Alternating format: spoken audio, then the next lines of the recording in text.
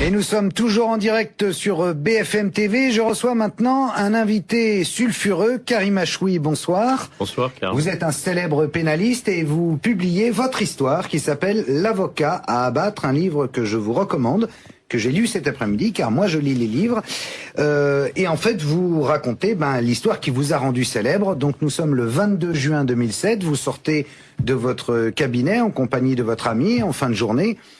Et vous apercevez un personnage coiffé d'un casque de moto, la visière est ouverte, d'assez forte corpulence. Il est là, il y en a un autre qui est près de la moto ou du scooter rapide. Et sur le moment, vous faites pas tellement attention, vous les voyez juste. Et là, je vous laisse continuer. Écoutez, comme vous l'avez indiqué, et je vois cette scène que je trouve non pas suspecte, mais je trouve que le profil de ces hommes casqués... à la tombée de la nuit, mais il fait encore tout à fait clair. Boulevard Raspail. Boulevard Raspail, à l'angle de la rue de Grenelle, des quartiers d'ambassade et surtout de Matignon, semble un petit peu détonné par rapport au décor habituel dans ces quartiers paisibles de la capitale. Mais ça vous empêche pas d'aller vers votre voiture avec le bip en main, vous ouvrez la voiture, vous ouvrez le coffre.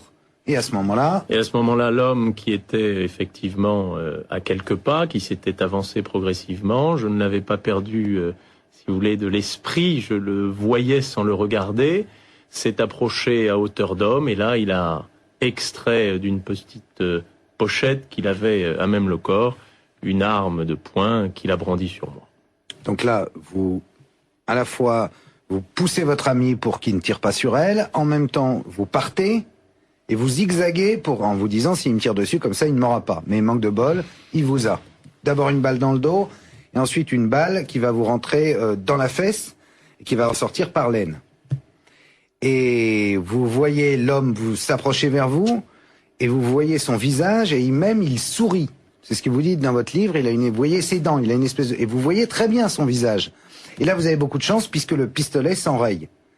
Qu'il va y avoir 4 autres balles tirées qui auraient été là directement dans la tête, et les balles elles vont tomber sans partir par terre. En fait, elles vont être tout à fait éjectées sans être percutées. C'est ça. Et le gars se tire. Alors, moi je le verrai pas prendre la fuite, mais des témoins qui étaient à la fenêtre, attirés par le bruit des détonations, décriront finalement le départ de cet homme avec l'arme le long du corps, qui semblait serein et paisible, partir quasi tranquillement vers la moto qui l'attendait pour pouvoir effectivement emprunter d'abord la rue de Grenelle, la rue du Bac et la rue de Varennes. Ils vont même croiser un gardien de la paix qui les regarde, qui fera un témoignage, etc. Et on vous retrouve 2 ou 3 jours plus tard à l'hôpital. Vous avez survécu et là, vous convoquez les télévisions, la presse et carrément, vous y allez fort, vous dites c'est la police. Alors on va voir quelle branche de la police, mais c'est la police qui a ordonné cet assassinat en règle. Oui, c'est ça. C'est ce que je vais indiquer, non pas après avoir convoqué, la presse va se manifester, puisque c'est un fait très exceptionnel, qui n'a peut-être pas ému comme quelques mois plus tard, lorsqu'un de nos éminents confrères, Maître Brame, a été victime lui aussi d'un attentat, mais à l'explosif, où le banc et l'arrière-banc de nos politiques français s'étaient déplacés en grande marche ou en grande pompe. Je n'ai pas eu droit à ces égards, peu importe, tout ça est dans les rétroviseurs. Il faut dire que vous êtes l'avocat du grand, voire du très grand banditisme. Vous avez pour client à la fois la famille Ornec, Antonio Ferrara. Donc, il est normal que les politiques n'aient pas envie de spécialement venir vous voir. C'est dans l'ordre des choses. Vous avez tout à fait raison. Il y a les bonnes victimes et les mauvaises victimes. J'appartiens à la deuxième catégorie et je vous rends grâce d'avoir au moins le mérite de le dire. Ce qui va se passer, c'est très simple. J'ai le sentiment depuis plusieurs semaines d'être victime d'un complot que j'ai dénoncé en son temps, une secrétaire qui a infiltré mon cabinet, peu importe. C'est malheureusement un événement mineur par rapport à la suite. Et je vais indiquer immédiatement que pour moi, c'est une partie, une branche, infime soit-elle, de la police parisienne qui est à l'origine de cette tentative d'assassinat. Benjamin Oulassen est allé recueillir un témoignage, celui de Frédéric Ploquin, journaliste à Marianne, qui vous connaît très bien et qui parle de vous. On regarde. Franchement, ça peut venir d'absolument n'importe où. Ça peut venir d'un tout petit voyou, comme d'un grand voyou, mais je vois pas les grands voyous. Les grands voyous ont besoin de leurs avocats, ils les payent assez cher. je les vois mal décider d'éliminer un avocat qui leur rend des services et à qui ils donnent de l'argent. C'est-à-dire s'ils estiment qu'ils ont trop donné d'argent, à un moment donné, ils vont aller voir l'avocat, ils vont lui demander de rendre l'argent. Et l'avocat va rendre l'argent parce qu'ils ont des moyens de pression que l'avocat n'a pas. Lui, il est sur l'hypothèse de la police judiciaire française. Pour l'instant, on a un indicateur qui est là, qui est en prison, qui est suspect numéro 1, on va dire. Un indicateur, donc, qui dit indicateur, dit quelqu'un qui est manipulé à ce moment-là par la police judiciaire. Donc on peut se poser des questions. Est-ce qu'ils ont bien fait leur boulot? Est-ce qu'ils ont bien traité cet indicateur?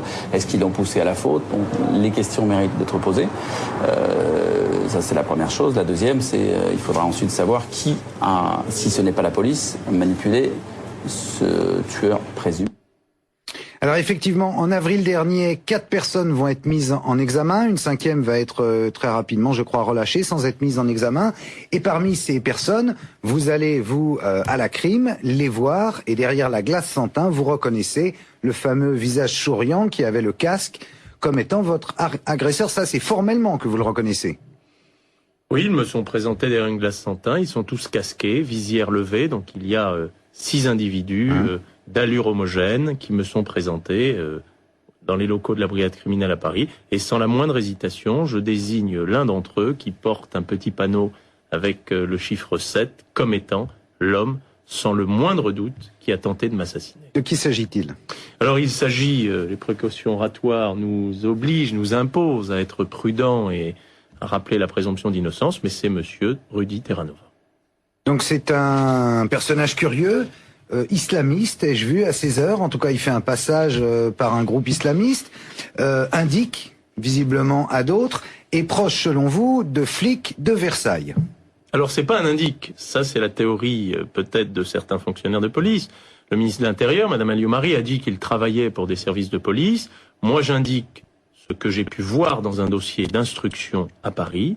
C'est un homme qui a appartenu au SIAT, donc le service interministériel d'assistance technique, c'est-à-dire c'est un homme qui a infiltré des milieux du banditisme ou du grand banditisme pour une police parisienne, alors en l'espèce une police versaillaise, puisque c'est pour le service de la BREC de Versailles, donc un service extrêmement pointu, que ce monsieur a travaillé pendant un peu plus de 11 mois. Mais alors pour quelle raison cette BREC de Versailles ordonnerait-elle, pardon, je vais y arriver, votre assassinat? C'est quand même énorme, ça, Karim. Bah écoutez, j'espère que j'ai été suffisamment clair dans mes, en tout cas dans le texte qui est proposé dans cet ouvrage. C'est le reflet absolu de la réalité. Il faudrait demander à Monsieur Lapeyre. Nous avons demandé, c'est le nom de ce commissaire, le patron de ce service. Nous avons demandé au juge d'instruction de bien vouloir l'entendre.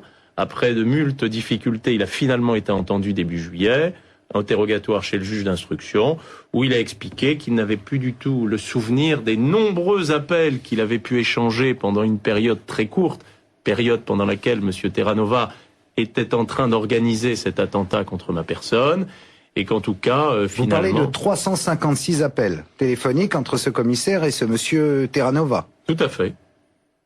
Donc on peut quand même se poser la question... Est-ce que vous pensez que ça a un rapport, vous allez bientôt comparaître à partir du 2 octobre, dans l'affaire de l'évasion rocambolesque d'Antonio Ferrara? Est-ce que ça a un rapport? Pour moi, il y a un lien parce que, si vous voulez, parmi les services qui travaillaient sur l'arrestation de M. Ferrara, il y avait la BRB, que j'ai toujours, sans me cacher, montré du doigt très rapidement, l'Office central de répression du banditisme, qui depuis a été dissoute, et la BREC Versailles.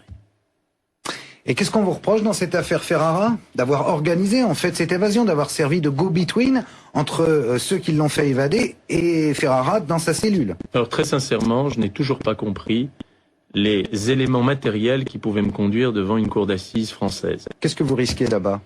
Alors j'encours, par rapport aux infractions qui me sont reprochées, la réclusion criminelle à perpétuité. Donc en fait, s'ils ne vous ont pas eu sur le trottoir, à coup de balle, ils vous auront peut-être en prison. Écoutez, restons sereins, nous exprimerons le moment venu devant la cour d'assises. Dernière question, est-ce que vous ne pensez pas que tout ça, c'est parce que vous êtes trop voyant, trop flambeur, trop beau mec, comme on dit dans ce milieu? Non, je crois très simplement que je n'appartiens peut-être pas au bon sérail, où je n'ai peut-être pas le profil classique et traditionnel que l'on attend d'un auxiliaire de justice, mais je vous dis dans les yeux Karl Zéro, j'ai toujours exercé mon métier avec passion, honnêteté et sincérité. Merci Karim Achoui. Dans un instant,